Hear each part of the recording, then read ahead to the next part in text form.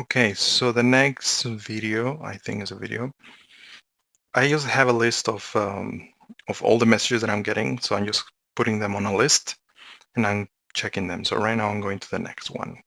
And many times I get short videos, so sometimes I just assume that they are videos, but let's see the next one. And it says, maybe you could elaborate a little bit more on if he's not channeling, then what is he doing? He's impacting many normal people, even many spiritual, intuitive, and others somehow, somewhat healing people. Isn't it this then something to be exposed as fake? Why are people just going along with it? I think she's referring to the video that I made. Yes, this comment is in the video of Lee Harris. So it's a fake channeler. I think he has good intentions, but he's not really trans channeling in my opinion. So why these people are not exposed? For several reasons, mainly because of business, money, and yet that's probably one of the main reasons. Another thing is that if he will publicly say, I'm not really channeling, I think he's claiming to be channeling his guides, which is very common actually. But, I mean, many people can channel their guides, but it's not common to trans-channel your guide because many times the guides don't even want to talk. So I saw a few videos of him because some people in the past mentioned to me, and I believe that he's not trans-channeling as he claims to be doing. So I think this is because of a business, but again, he's not doing it by himself. He's not alone in this. There's a team behind him. He's just the front face. He's just in a company. He's like the CEO. He's like the representative of the company, and there's a team behind him. So, and I'm pretty sure he has a lot of good material with good intention. The only thing I personally don't like is that even though people have good material with good intentions, they exaggerate or they lie just to get attention or to make people, because if he will say, I'm not trans channel, this is just what I believe based on what I read somewhere, because it's important to know where they get the information from, which can be from books, from other videos, from other channelers, can be real channelers or fake channelers. And at the end, many times, and it happens often, that one thing, one lie is repeated by many people and it becomes like something accepted by the spiritual community as truth. And just because something is popular, it doesn't mean that it's true. So this is something I learned with the Syrians. I learned actually there are many, not many, but there are some channelers, gurus that are, and I'm telling this because I don't want to say names, but I know some famous people who are not, how to say, authentic. And there are many things that one of the reasons why, because as you know, I'm an engineer in cybersecurity, and I love my job. And I could work with spiritual things, but I do it for free. I mean, the Syrians have told me that I'm like representative of them because I'm sharing their messages. So I feel honored by this, and another thing is that first I need to learn properly what they are saying in order for me to talk properly. But something that I like about my job is that I like my job where I get money and I also enjoy what I do. So I take this second job, or let's say something related to consciousness, more like a hobby, even though I consider it more important than anything else. But what I like about taking it in this approach is that I don't feel forced to have clients. I don't feel forced to keep people, um, keep people hooked to my information, to my services, which it happens with many people providing services. Some people are providing channeling sessions or many other things, and people have some expectations from them, and sometimes they try to fulfill the expectation of the clients instead of being themselves, being authentic. And with my approach, I feel very comfortable because I don't have to, I can just say whatever I want. Like, for example, I'm saying this, I can openly say this guy is not channeling. Many others are not saying that because it's a business, they can get problems, like legal problems, and but I don't care, and I have nothing to lose. I am not selling anything. I mean, I'm selling the books, but this is not really my business, and many other people are not talking about it. I don't know why, to be honest. I don't know why. But even though many people know that it's not real, but they don't want to get into trouble, probably, or legal problems, or I don't know. But anyway, the thing is, like, many people believe that something popular must be good, and it's not the case. Actually, many people who are really good at what they do, they are not so good at expressing themselves or making themselves public, or they are more shy. And including myself, actually, I feel extremely comfortable making videos, but I decided to do them no matter what, because sometimes I'm not even motivated, to be honest, because I'm thinking I wrote everything in the books and I feel like I can have my privacy, but here I am recording in my own house. So this is not something that I wanted at the beginning, but then I thought, wait a second, but if I hope there's more people pointing out this. But I think I really believe that I'm in a position where I can, based on my experience with trans channeling, real one, that I can point these things out. And that's why I'm doing it, even though I feel uncomfortable. And I think I'm in a great position because I don't have a business. I'm not, um, I can say whatever I want because I'm not getting, I don't care if people like me or not. Um, I'm not willing, I don't feel comfortable being popular the way he is. But unfortunately, many people believe that just because you're popular, your voice matters more. And and of course, he can probably look at this video and say, "Who is this guy? Who is this random guy with who is?" Because I'm not a YouTuber. I mean, I have a YouTube channel, but as you can see, my formats are not like a typical YouTuber. Like, hey, what's up, guys? Today we're gonna talk about this. It's not for that, and it's not for entertainment. It's one of the things that I learned with the series, the first thing that they told me, I'm not here to entertain you. I'm here to train you how to become a um, better human being, and many other things. But this is not entertainment. I'm just sharing what I believe, and I really believe this. Of course, I can be wrong with everything I say, but I'm very, very confident. And of course, what is going to happen? He's going to sue me and say, like, this guy is saying bad things about me. And what is the judge going to say? Like, how can you prove? And we're going to be talking to the judge about channeling. That's going to be interesting. But anyway, I can prove it. Actually, that's interesting. Anyway, so what else? So the question is, yeah, why isn't it this something to be exposed as fake? Well, yes, but something that I have noticed is that many fake channelers don't talk about other fake channelers because I don't know. Probably they want to get into trouble, or they just want to say this guy's a fake channeler, and the other guy can say, oh, but you are also a fake channeler. I have seen fake channelers. I have seen authentic channelers, and there's a difference. And I learn from both, and also gurus. Some people have very good intentions. Some people want just attention, and some people want money because of business. And even if they have business, there's nothing wrong with having a business, but if they are misleading people, I think that's not fair. So, so yeah, just to make clear and to be very straightforward, I believe that Lee Harris is not trans channeling. And of course, he does, I mean, who is going to care?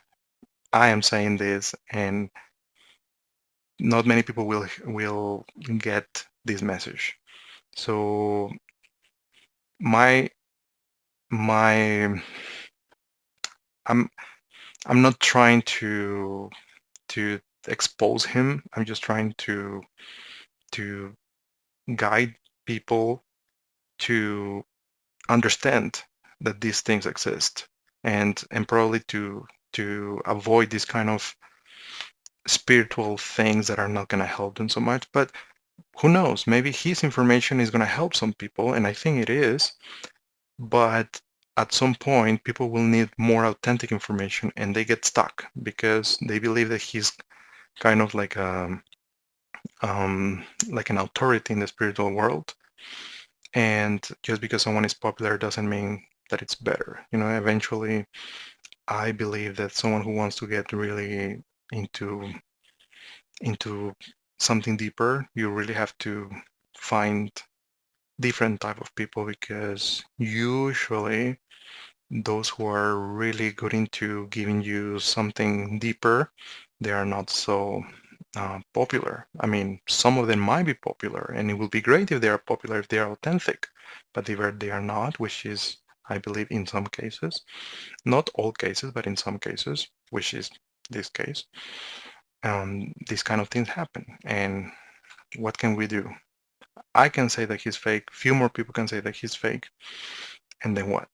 Mm, More people are going to believe him more because he has more followers or subscribers, or I don't know, these kind of things. But anyway, okay, I'll focus on the question because sometimes I I focus on other things.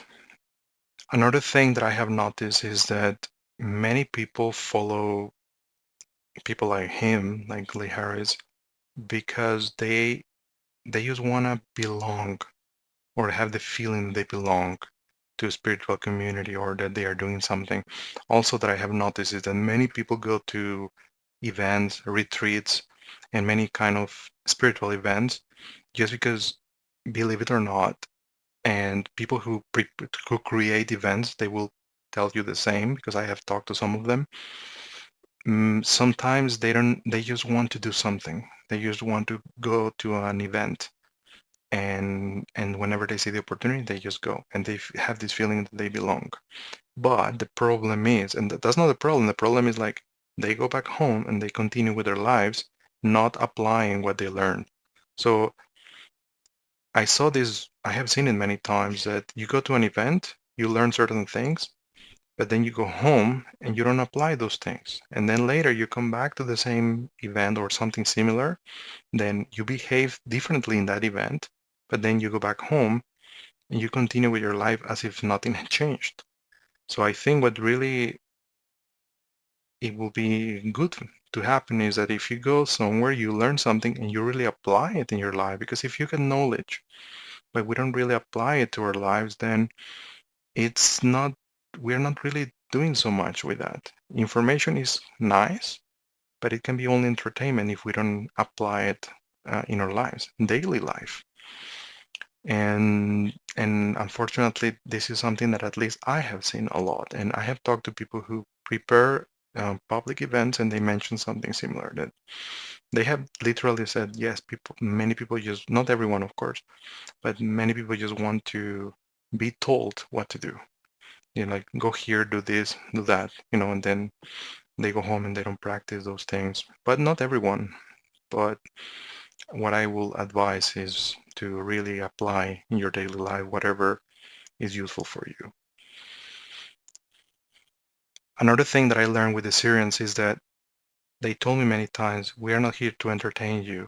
And later I understood that some people want to be entertained. I mean, it sounds hard, but not everyone, but some people really wants to be entertained. So of course, these kind of people, like fake gurus, fake channelers, I don't know how to call them, I just call them like this, but they are there to provide this entertainment. Or many times they say like something is about to happen, and this creates some anxiety in people, and people like these things.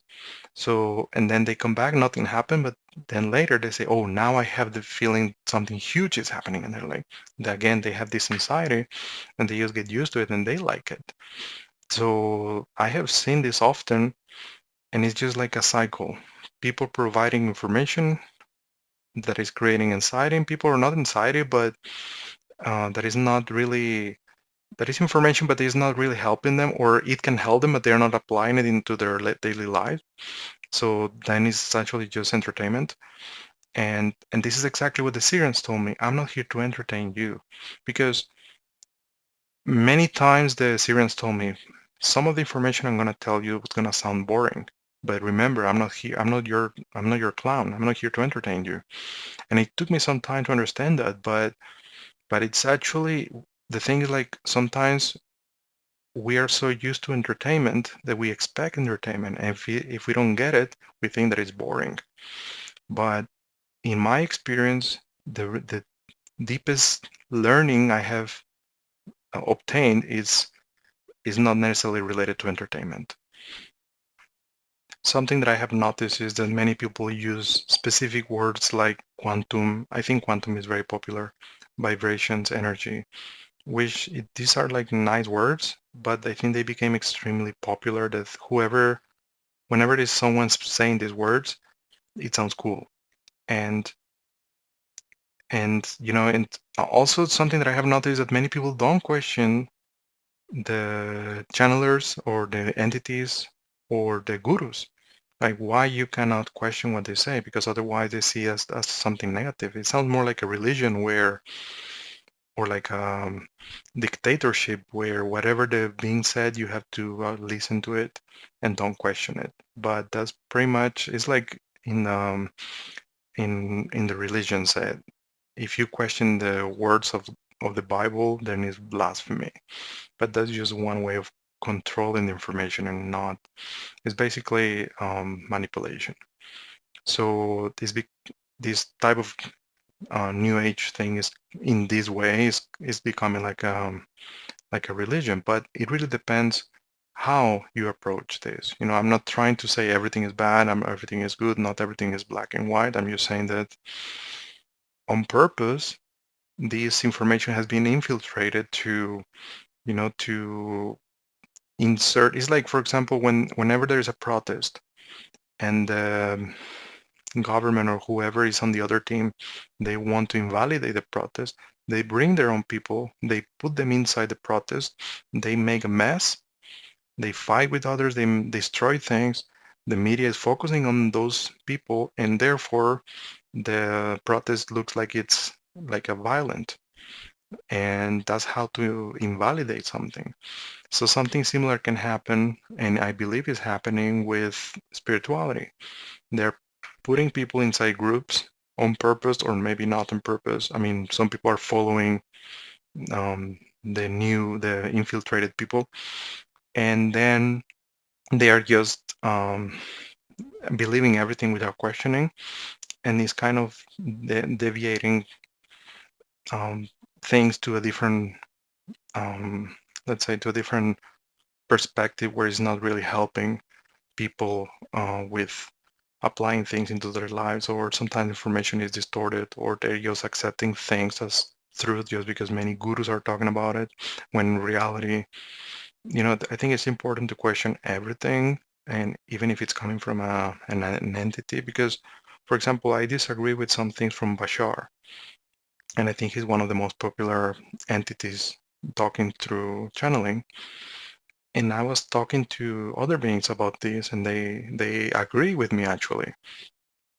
And then I was thinking, okay, but why Bashar is speaking that way? Then I understood, or they explained to me, that it's just an opinion. Like the same way humans have opinions, these entities have opinions, and sometimes they don't agree between themselves, which can happen also between humans. So it is okay to question and don't believe everything these people say. Or maybe they have good intentions, and I believe most of them do, and they are just saying things in their own way, but the way it was understood by humans was differently. And because of our belief system, we understood things in a different way. And Bashar always said, you don't really understand us. And yes, we don't, because they are different beings. It's the same with the Syrians. They are different. The Pleiadians are closer to us, and some of them have actually lived on Earth, and they have a better understanding of how humans think, and they can explain a little bit better. But yes, just because we don't understand them, it doesn't mean so. You know, we have to learn, and in our own way. So we cannot just rely on one entity. We can listen to all of them and then have questions and then make our own decisions. Usually they try to give you advices even when you don't ask for it. Let's say that you're talking to someone and you share with them something and suddenly they start to give you an advice even when you didn't ask for it. So then you're wondering like, okay, maybe these people are just used to giving advices and they automatically want to give you advices. But I just find this part interesting. And another thing is that is sometimes you don't feel okay with something and you just want to share it with someone. You just want to be heard. You just want to, you just want to take it out. And many many spiritual people don't, they see it as something negative. Like if you're not allowed to be not okay. And I think this is when it starts to, like, the ego starts to be very, very involved, and this is what I call spiritual ego, which is actually very, very common. And I know this because it actually happened to me at some point, and I started to notice like, what kind of person am I? I mean, it was for a short time, and actually the Syrians mentioned to me like, hey, you're falling into this, which is common. And then I started to pay attention, and then yeah, I saw it, and then I started to see it in other people. The problem is that other people don't see it, and they just keep it for a long time, and but it's just their own ego. But of course they always have something nice to say and convince you that it's not their ego, that you are wrong and they are gods or something like that.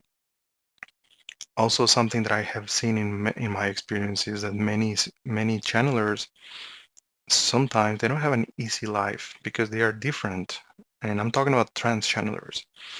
And not all of them, but I have seen many of them who have difficulties in their lives because they are not always here, so they're kind of flying between worlds. So it's not always easy for them, um, but it's not always the case. It can be different for every person. But many channelers, authentic channelers that I met, they have difficult lives. And when I asked the beings why they have these lives, and they said that it had to be like this, so they don't connect too much to the typical style of humans, because they have to live in a different way. And well, I don't know. I'm saying all these things with confidence because I have experience with authentic and not authentic channelers, and I also do some type of channeling, so I'm also very, very familiar with this. But the easiest, what I remember the most is what the Syrians show me, how to feel the energy behind the words. And this is something, for me, that's one of the easiest way to recognize who is really channeling or trans-channeling and who is not, because there is no energy behind the words. But anyway, um, I hope this is helping someone. This is just my authentic opinion. And coming back to the question, why this person are not, why no one is calling them as fake?